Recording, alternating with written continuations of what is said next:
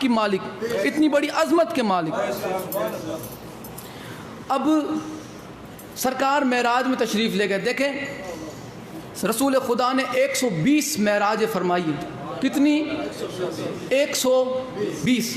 ایک ہی مشہور ہے، مذہب تشیع کی کئی کتابیں بھری پڑی ہیں۔ سرکار نے 120 معراج کی، جن میں ایک مکے میں ہوئی، 119 معراج مدینے میں ہوئی۔ پہلی معراج میں جب سرکار تشریف لے گئے، پہلی معراج میں جب سرکار تشریف لے گئے تو پروردگار نے فرمایا انا اعطیناک الکوثر، ہم نے تجھے فاطمہ عطا کی۔ پہلی معراج میں اللہ نے فاطمہ عطا کی، دوسری معراج میں سرکار کو بلا کے علی کے لیے فاطمہ زہرا کا رشتہ طلب کر لیا۔ مقام زہرا سمجھانے کے لیے کچھ تمہید ضروری تھی۔ اب آپ کو پتہ چلے گا کہ کون سا ایسا خوش نصیب ہوگا، اتنا عظیم اور بلند و بالا بندہ ہوگا جس کا رشتہ فاطمہ زہرا سے طے ہو رہا ہے۔ ٹھیک ہے، اب بی بی عائشہ فرماتی ہیں، اب آپ ذرا غور فرمائیں ان لفظوں پر۔ بی بی عائشہ فرماتی ہے کہ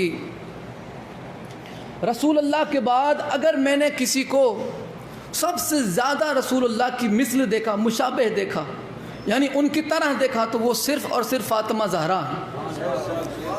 جب آپ چلتے تو ایسا لگتا کہ جیسے رسول خدا ہے، آپ بولتی تو ایسا لگتا کہ جیسے رسول خدا۔ بولنا تھوڑا آگے آگے بولا بھی کرو، جیسا آپ اگر خطبہ دیتے تو ایسا لگتا جیسے رسول خدا خطبہ دے رہے ہیں۔ اگر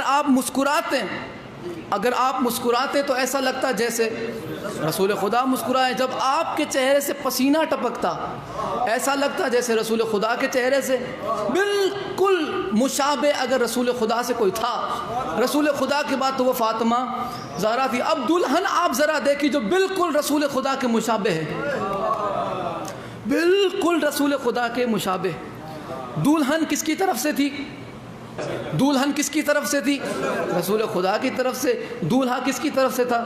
اللہ کی طرف سے۔ اب جو دلہن رسول خدا کی طرف سے تھی وہ ہو بہو اس کا چہرہ رسول کا چہرہ لگتا تھا۔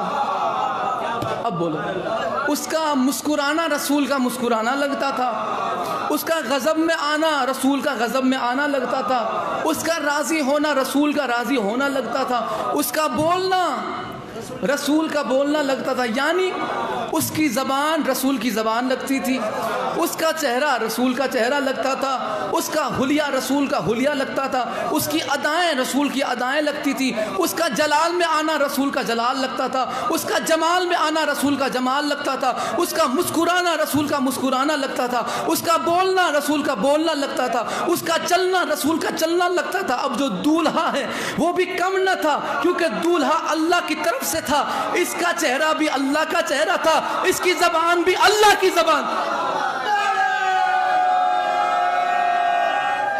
حیدری، حیدر حیدر نعرہ حیدری۔ جیسے شہزادی زہرا چونکہ مصطفیٰ کی طرف سے تھی تو آپ ہو بہو مصطفیٰ نظر آ رہی تھی، اور چونکہ اللہ جسم رکھتا نہیں، اللہ جسم و جسمانیت سے مبرہ ہے، وہ پاک ہے، اس کا جسم نہیں، لیکن چونکہ علی اللہ کی طرف سے چنے گئے تھے فاطمہ زہرا کے لیے۔ اب مولا علی علیہ السلام کا نکاح ہونے لگا۔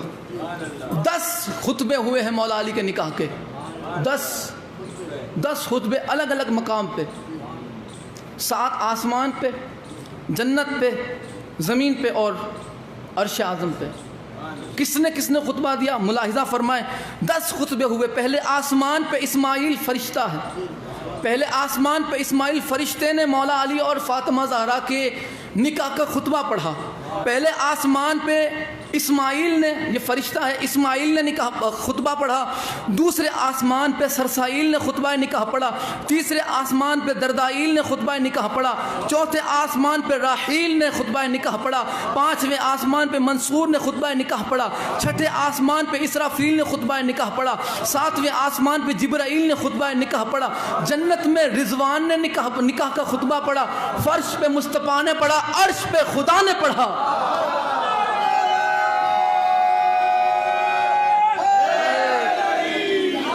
فرش پہ مصطفیٰ نے پڑھا، عرش پہ خدا نے خطبہ پڑھا۔